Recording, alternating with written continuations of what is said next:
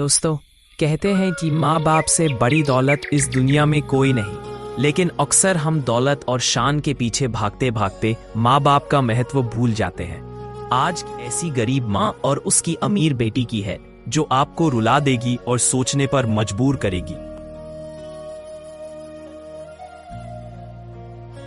गांव के किनारे एक टूटी फूटी झोपड़ी में सुमित्रा नाम की औरत रहती थी।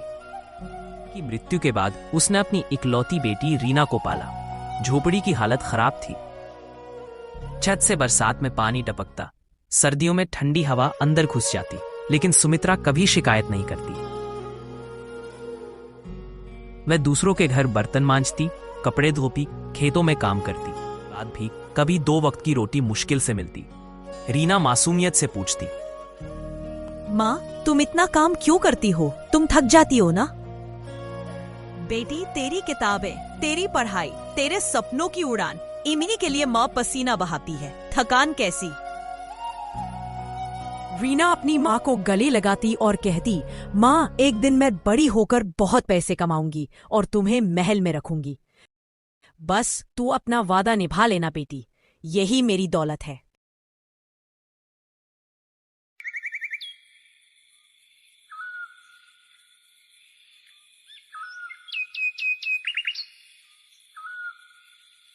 रीना गांव के स्कूल में पढ़ती, हमेशा अव्वल आती।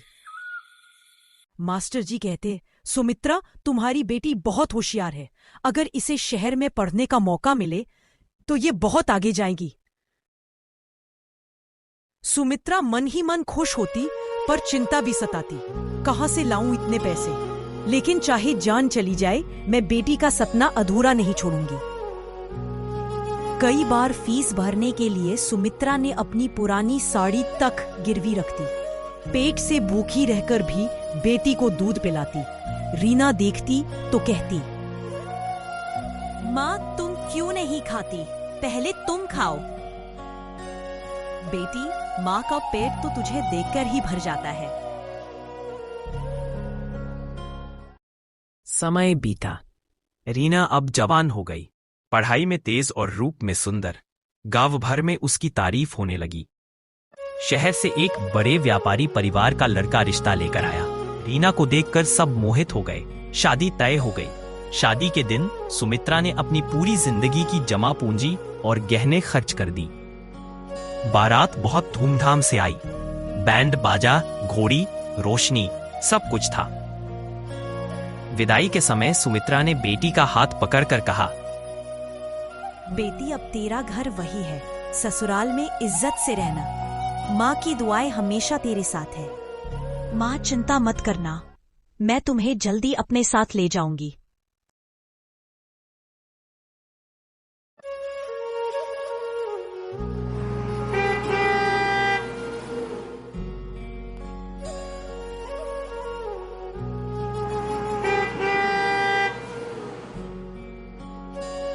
शादी के बाद रीना शहर के बड़े बंगले में रहने लगी। उसके पास नौकर चाकर, गाड़ियां, महंगे कपड़े, जेवर सब था। धीरे धीरे अमीरी का नशा उसके सिर चढ़ने लगा। अपनी माँ की गरीबी और गांव की झोपड़ी पर शर्म आने लगी। जब माँ फोन करती तो रीना बहाना बनाती, माँ, अभी मैं बहुत बिजी हूँ, बाद में बात करूंगी।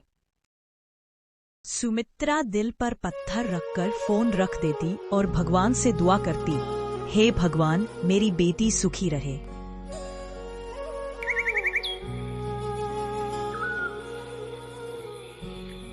एक दिन सुमित्रा ने सोचा, कई महीने हो गए बेटी से मिलकर आऊं।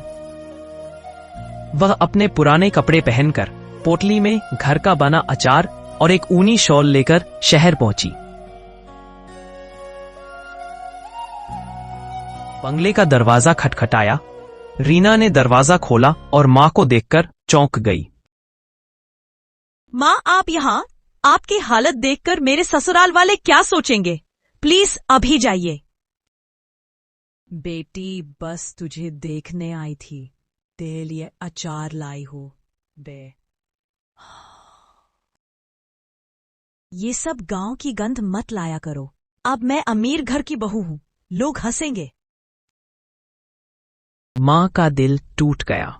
उसने आंसू छिपाते हुए कहा, ठीक है बेटी, खुश रहना, और वापस गांव लौट गई।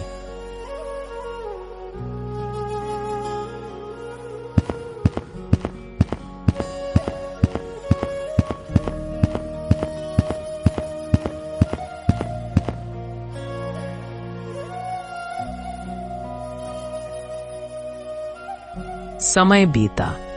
रीना के पति का व्यापार धीरे धीरे डूब गया। कर्जदार दरवाजे पर खड़े होने लगे। दोस्त और रिश्तेदार सबने मुंह मोड़ लिया। जिस अमीरी पर रीना को गर्व था, वह पल भर में मिट्टी में मिल गई। रीना अकेली रह गई। वह रोते हुए सोचने लगी, जब मेरे पास सब था तब मैंने मां को ठुकराया। आज मेरे पास कुछ नहीं है तो कोई भी मेरा नहीं। असल में मेरा सहारा तो मां ही थी। रीना फूट फूट कर रोती हुई गांव पहुंची। झोपड़ी में मां को देखा। सुमित्रा बिस्तर पर बीमार पड़ी थी। रीना दौड़कर मां के पैरों में गिर पड़ी। माँ, मुझे माफ कर दो। मैंने तुम्हें ठुकराया। मैंने बहुत बड़ी गलती की। सुमित्रा ने कांपते हाथों से बेटी का चेहरा सहलाया और कहा, माँ का दिल कभी नाराज नहीं होता।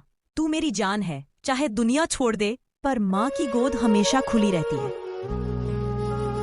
रीना जोर से माँ से लिपकर रोने लगी। उसे एहसास हुआ कि पैसा और दौलत सब झूठा है। असली दौलत माँ का प्यार है। रीना ने तय किया कि अब वह अपनी मां को कभी अकेला नहीं छोड़ेगी। वह गांव में ही रहकर मां की सेवा करने लगी। दोनों मिलकर छोटे मोटे काम करने लगे। गरीबी थी, लेकिन दिल में सुकून और प्रेम था। रीना अक्सर मां से कहती, माँ अगर पहले समझ पाती तो तुझे कभी अकेला न छोड़ती। कोई बात नहीं बेटी, गलती से सीख मिलती है। दोस्तों, माँ बाप हमारे जीवन की असली दौलत है। उन्हें कभी शर्म या बोझ मत समझो। दुनिया चाहे साथ छोड़ दे, लेकिन माँ बाप का आशीर्वाद जीवन भर हमारे साथ रहता है। दोस्तों, आपको कहानी कैसी लगी? कमेंट में अपनी राय जरूर दें। ऐसी ही वीडियो रोज देखने के लिए चैनल को सब्सक्राइब करें और शेयर करें। दोस्तों, कहानी अच्छी लगी हो तो लाइक करना ना भूलें।